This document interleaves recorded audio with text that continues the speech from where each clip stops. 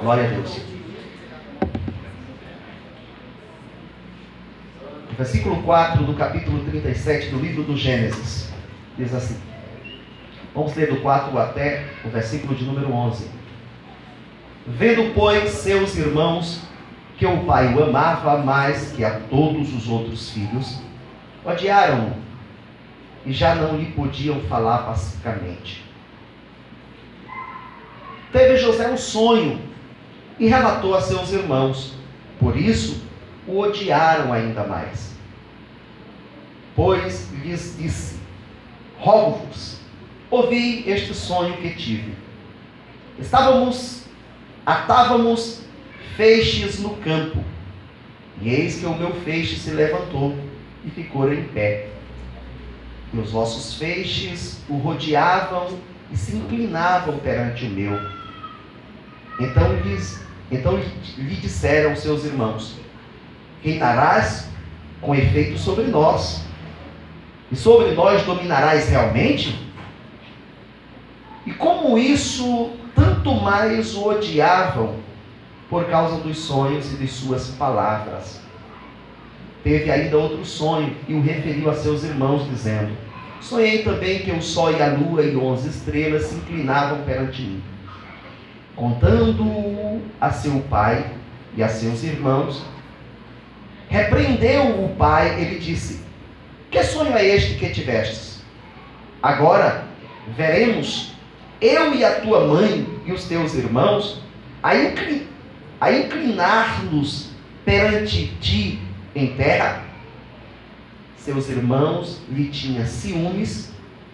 O pai, no entanto, considerava o caso consigo mesmo. Amém? Amém. Glória a Deus. Graças a Deus. Feche a sua Bíblia, podem sentar. Glória a Deus. Graças a Deus. Louvado seja o nome do Senhor. Quando eu cheguei aqui, irmãos, eu vi alguns jovens. Eu pude perceber que a vida do ser humano se divide em algumas fases. A fase da infância, dentre outras. A fase da adolescência e a juventude. Transita entre a juventude e a adolescência um sentimento. Após a juventude vem a idade madura e a velhice em seguida. E entre a adolescência e a juventude transita vários sentimentos, cujos sentimentos vão determinar aquilo que seremos na idade madura, aquilo que seremos pelo resto da nossa vida, aquilo que seremos talvez na nossa velhice e a herança que deixaremos para os nossos filhos. É nesse período, começando na puberdade, na adolescência, caminhando até uma certa idade da juventude, transitam além de sentimentos, desejos, sensações, e o comportamento nesta fase é um pouquinho turbulento. É um período de internas reflexões e de grandes mudanças. Mudanças essas que às vezes os pais não conseguem assimilar, não conseguem acompanhar. Isso é natural. Eu quero resumir o máximo porque nós temos algo muito importante para tratarmos com os jovens esta noite. Mas vamos pensar um pouquinho sobre esta fase da juventude, que é uma fase muito importante. É a fase das descobertas. E muitas vezes nós iniciamos na nossa adolescência com sonhos, com planos, com projetos que logo se dissipam, que logo se esvaem como a fumaça no ar. E gradativamente surgem novas ideias, surgem novos projetos, novos propósitos. E quando chegamos a certa idade da vida, olhamos para trás e percebemos quantas besteiras fizemos. Às vezes olhamos para trás, para esta fase da vida e dizemos em um diálogo intrapessoal: puxa, eu devia ter feito assim, desse jeito ou daquele outro jeito. E se assim eu tivesse procedido, hoje eu seria feliz, hoje eu viveria melhor. Mas é impossível que nesta fase tenhamos capacidade, equilíbrio psicológico e intelectual para direcionar a nossa vida, porque há um fluxo muito grande de pensamentos, de ideias, que muitas vezes deixam a nossa cabeça um pouquinho embaraçadas. E eu vejo pessoas aqui que vivem esse conflito. Ontem pensavam uma coisa, queriam uma coisa, hoje já não querem mais. Ontem queria namorar aquele ou aquela e hoje já não querem mais. Ontem estavam apaixonados, hoje já não estão mais. É um fluxo muito grande de ideias que mudam gradativamente a cada dia, e assim nós vamos seguindo a vida do jeito que dá, sendo repreendidos muitas vezes pelos pais, pelos amigos mais velhos, por algumas atitudes que não correspondem à expectativa daqueles que nos observam. E a maioria de nós às vezes criamos um conflito interno que fica difícil de se solucionar. Eu poderia falar sobre este conflito que se desenvolve e que deixa uma marca no passado, às vezes uma marca boa, mas a maioria das vezes não é uma marca satisfatória, mas é fase da vida, isso acontece com todo mundo. Espero que tenha pais aqui também, mas os nossos pais nunca vão nos entender. Eu vou me colocar no nível de vocês, na idade de vocês. É claro que eu não sou um ancião, eu sou ainda um jovem, e tendo este sentimento, eu sei que há fases que as pessoas que se acham mais idôneas não vão nos compreender. Mas vamos direto ao assunto. Este jovem do qual lemos um texto a seu respeito hoje, ele tinha 17 anos de idade. O texto bíblico diz que ele tinha 17 anos, não é uma especulação. O próprio texto diz: aos 17 anos de idade José sonhou. E o sonho de José marcou a sua vida, mudou o seu destino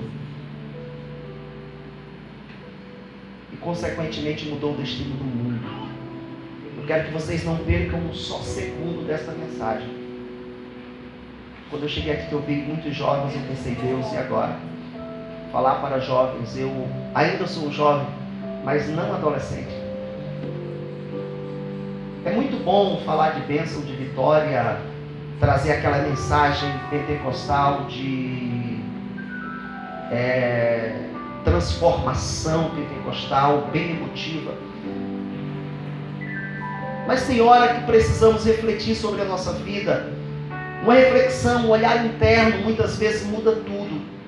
E eu quero convidar vocês para fazer essa reflexão, para parar no tempo e olhar um pouquinho para dentro de cada um de nós, e que assim possamos enxergar as grandes e maravilhosas possibilidades que estão ali, que precisamos achá-las, precisamos trilhar caminhos que já se estabelecem dentro de nós, para que no futuro possamos ser uma bênção diante de Deus para a sociedade, e que muitas pessoas poderão ser abençoadas através da minha vida, através da vida de cada um dos jovens aqui presentes. Ninguém está aqui na casa do Senhor porque não acredita que tem bênção para ele na frente, lá na frente, no futuro. Ninguém está aqui na casa do Senhor porque não tem um sonho, porque está no desespero e não acredita que o amanhã será melhor. Nós estamos aqui porque nós acreditamos que existe um Deus Todo-Poderoso, Senhor dos céus e da terra, que reservou o melhor para a nossa vida, e somente quem acredita nisso pode glorificar a Ele, porque não é verdade para a nossa vida hoje. Mas eu quero falar esta noite para jovens, adolescentes, pessoas que estão aqui presentes, até pessoas de certa idade como eu, que têm um sonho. Repitam comigo: eu tenho um sonho. Amém. Agora eu quero que somente quem tem um sonho, eu pedi para que vocês repetissem comigo, vocês repetiram. Agora somente quem tem um sonho. Se você não tem um sonho, não fale, tá? Antes, me permita explicar o que é um sonho. Existem vários tipos de sonho, mas eu quero falar de 2 tipos de sonho para que vocês entendam em caráter de introdução para que possamos pregar esta noite. 2 tipos de sonho. Primeiro, existe o sonho fisiológico. Sonho nada mais é do que uma resposta psíquica e emocional, onde a mente inconsciente traz para o momento de descanso alguma realidade da vida, muitas vezes alguma coisa que você viveu, não necessariamente no dia de hoje, mas quem sabe algum tempo atrás. A mente traz à memória algo da tua própria existência. Aí você diz: pregador, mas eu nunca sonhei coisas que eu já vivi. É claro que você não entendeu, mas na verdade os sonhos são realidades do dia a dia. Porém, a mente inconsciente trabalha com uma linguagem metafórica, simbólica. Algumas verdades e algumas realidades da vida vêm a nós através dos sonhos de forma metafórica, de forma simbólica, de forma tipológica. E por isso que você não absorve isso, você não entende e nem considera alguns sonhos. Mas é bom dar atenção aos sonhos, porque através dos sonhos Deus também fala. Aleluia! Glória a Deus. Então o sonho é uma resposta psíquica e emocional. O sonho é fisiológico. O sonho faz parte do dia a dia do ser humano. Existe um outro tipo de sonho, que eu chamo ele de ideal. O que é um sonho ideal, pastor? É um desejo, é uma vontade, é um ideal. O sonho ideal é quando eu olho para o meu estado atual e não estou satisfeito com ele, e eu projeto para o futuro algo melhor para a minha vida. Eu projeto para o futuro algo que talvez, se eu contar para o companheiro que está sentado do meu lado aqui no banco da igreja, ele vai rir de mim e vai dizer: você está ficando louco. Porque sonho não se compartilha, pastor Zenaldo. Sonho é pessoal. Eu não posso sonhar pelo pastor Zenaldo. Eu não posso sonhar pelo irmão Israel. Sonho é pessoal. O sonho como ideal é pessoal. O pai não pode sonhar pelo filho. Por exemplo, como pai que sou, eu tenho um sonho a respeito do meu filho, mas eu não sonho por ele. De repente o pai sonha que o filho seja um médico, enquanto ao lado do pai o filho está sonhando em ser um atleta. Um não sonha pelo outro. O marido não sonha pela esposa, a esposa não sonha pelo marido. O sonho é pessoal, é particular. Como ideal, sonho é particular. Então quem tem um ideal de vida, reconheça que isso é somente seu. Não compete compartilhar, porque as pessoas não vão entender os seus sonhos. Glória a Deus. Aleluia! A história do moço, do qual estaremos falando esta noite, foi um pouquinho turbulenta. Talvez porque ele não soube guardar sonhos. Glória a Deus. Então, já que vocês sabem o que é o sonho, existe o sonho como uma resposta fisiológica e existe um sonho como ideal. Eu quero falar do sonho como ideal. Somente quem tem um ideal de vida, somente quem consegue olhar para frente, lá no futuro bem distante, ou quem sabe mais próximo, e ver algo sobrenatural acontecendo na vida. Responda comigo: só essas pessoas. E eu quero ouvir a sua voz bem alta. Diga comigo assim: eu tenho um sonho. Glória a Deus. Irmãos, eu quero me certificar de que as pessoas que falaram isso têm realmente um sonho. Porque quem fantasia um sonho não tem capacidade de fazê-lo se concretizar na vida. Porque às vezes eu não tenho sonho, eu tenho uma fantasia, Carlão. Pastor Carlão. Às vezes eu não tenho sonho, pastor Zenão, eu tenho uma fantasia. Eu estou falando de sonho, para que vocês não confundam, porque quando eu começar a falar de sonhos aqui, aqueles que têm sonho vai dar glória a Deus.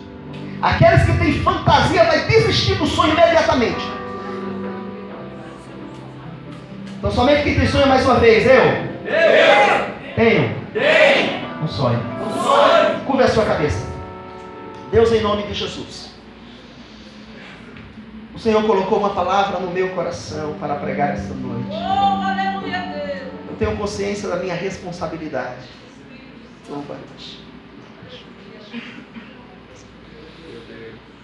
Porque eu também tenho um sonho, meu Pai. E eu estou vendo à minha frente jovens, adolescentes, pessoas que talvez se afirmam conscientes e seguros do que querem na vida, mas o Senhor sabe que eles não sabem nem mesmo o que querem na vida. Mas muitos deles aqui têm um sonho, Senhor. Meu Deus, que esta noite o Senhor faça-nos entender o que é um sonho. Que a partir de hoje possam viver o ideal de um sonho para a glória do Teu nome, meu Pai. E que o Senhor passo a passo vá confirmando esse sonho, fazendo-os acontecer. Aleluia, embora as pessoas não acreditem, mas o Senhor vai fazer esse sonho se realizar.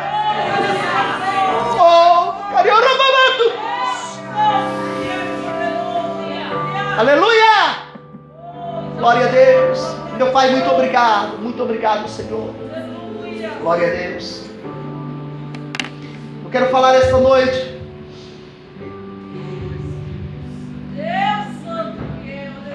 sobre os sonhos que tentam mudar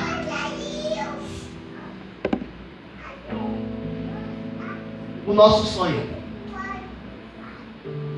É um prazer rever, irmão. Deus te abençoe. Os sonhos que vão na contramão do meu sonho. A história de José, pastor Zenaldo, está marcada por vários sonhos. Ele mesmo sonhou 2. Mas os irmãos de José tinham outro sonho, rumavam em outra direção. Glória a Deus. Louvado seja o nome do Senhor. Querido, José era um jovem, como já falei, de 17 anos de idade. O jovem José era um jovem que tinha de tudo para ser uma bênção. Porque, observem, anote aí. Tem coisa que se você não anotar, você vai esquecer. Primeiro, o jovem José tinha de tudo para ser um grande homem no futuro. Porque primeiro era obediente aos pais. Aleluia! Ser obediente aos pais, na vida de jovens, principalmente na fase da adolescência, é um sonho, é um ideal. Nem o filho quer desobedecer ao pai, responder ao pai, contrariar a vontade do pai. Mas na prática, não cumpre esse sonho. Nós pais queremos que os filhos façam do jeito que nós queremos que eles façam, e eles querem fazer. No entanto, a vida, a fase da vida em que eles vivem, levam-os a um contexto de vida diferente, que eles não conseguem satisfazer o ideal do pai ou da mãe. Com 17 anos de idade, José era obediente ao pai. Em primeiro lugar, repitam comigo: obedientes aos pais. É um ideal, deve ser um ideal para vocês aqui, jovens. Primeiro, eles eram obedientes aos pais. Ele, José, era obediente aos pais. Segundo, ele era exemplo na sua casa, no meio dos seus irmãos. Era o mais novo. Há uma tendência natural, pastor, de um mais novo ser mais